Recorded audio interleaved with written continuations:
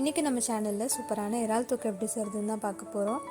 First ஒரு pan எடுத்துக்கோங்க. இதில் தேவையான அளவு எண்ணெய் சேர்த்துக்கலாம். எண்ணெய் சூடானதும் இது கூட கொஞ்சமாக சோம்பு சேர்த்துக்கோங்க. சோம்பு நல்லா பொரிஞ்சதும் இது கூட கொஞ்சமாக கருவேப்பிலை,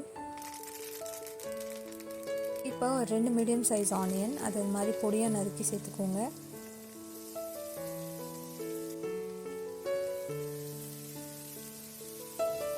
வெங்காயம் நல்லா வதங்கட்டும்.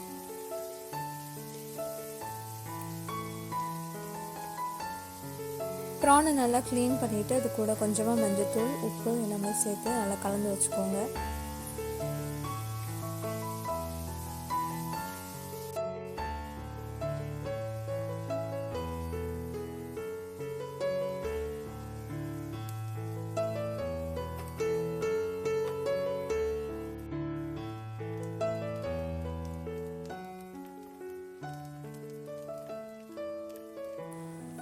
வெங்காயம் ஓரளவுக்கு நல்லா வதங்கிருச்சு.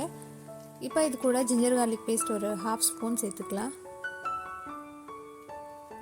சேர்த்துட்டு இது நல்லா கலந்துக்கோங்க.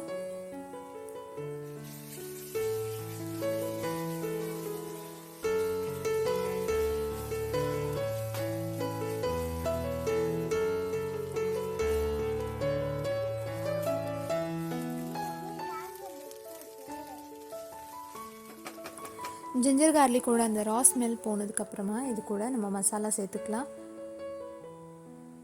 கொஞ்சமாக டர்மரிக் பவுடர், 1 ஸ்பூன் மல்லித்தூள், 1/2 ஸ்பூன் மிளகாய்த்தூள், 1/2 ஸ்பூன் ஜீரகத்தூள், இது கூடவே கொஞ்சமாக சிக்கன் மசாலா சேர்த்துக்கோங்க. சிக்கன் மசாலா ஆப்ஷனல் தான், தேவைப்பட்டால் சேர்த்துக்கோங்க, இல்லைன்னா ஸ்கிப் பண்ணிடுங்க. அவ்வளோதான். அந்த மசாலா எல்லாத்தையும் நல்லா கலந்து விட்டுக்கோங்க.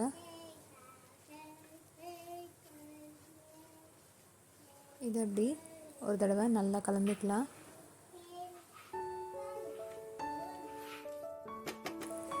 இப்போ இது கூட ஒரு மீடியம் சைஸ் தக்காளி அது மாதிரி அரைச்சி சேர்த்துக்கோங்க.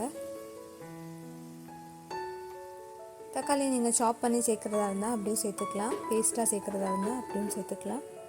தக்காளி சேர்த்துட்டு இதை நல்லா மிக்ஸ் பண்ணிக்கோங்க.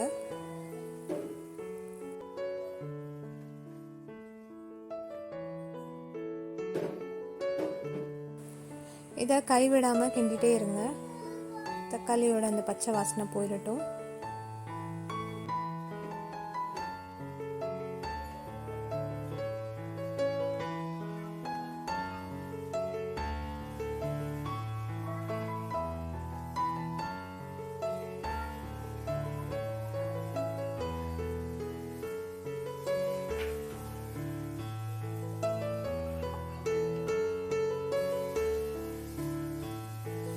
அவ்வளோதான், மசாலாவை நல்லா நம்ம கிண்டியாச்சு. இப்போ இது கூட ப்ரான் நல்லா க்ளீன் பண்ணிவிட்டு உப்பு மஞ்சத்தூள் சேர்த்து வச்சுருந்தோம், அதை இது கூட சேர்த்துக்கலாம்.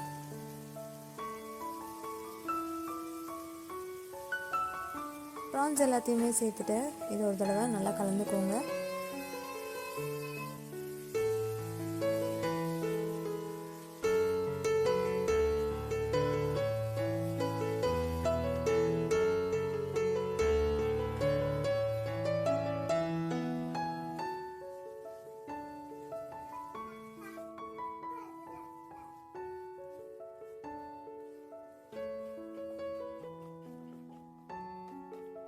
இப்போ இந்த கிரேவிக்கு தேவையான அளவு தண்ணி அதை சேர்த்துக்கலாம்.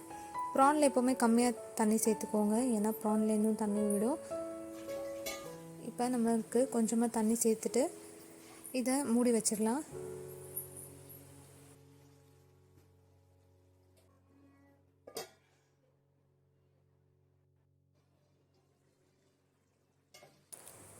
ப்ரானை ரொம்ப நேரம் குக் பண்ணக்கூடாது. ஸோ ஒரு 3 நிமிஷத்துக்கு மேலே குக் பண்ணாமல் இருக்கிறது நல்லது. ஸோ 2 நிமிஷம் மூடி வச்சுட்டு இதை நம்ம ஓப்பன் பண்ணிக்கலாம். இப்போ அடுப்பை சிம்மில் வச்சுருங்க. சிம்மில் வச்சுட்டு இது ஒரு தடவை நல்லா கலந்துக்கோங்க. ஃபைனலாக இதில் கொஞ்சமாக பிளாக் பெப்பர் பவுடர் சேர்த்துக்கலாம்.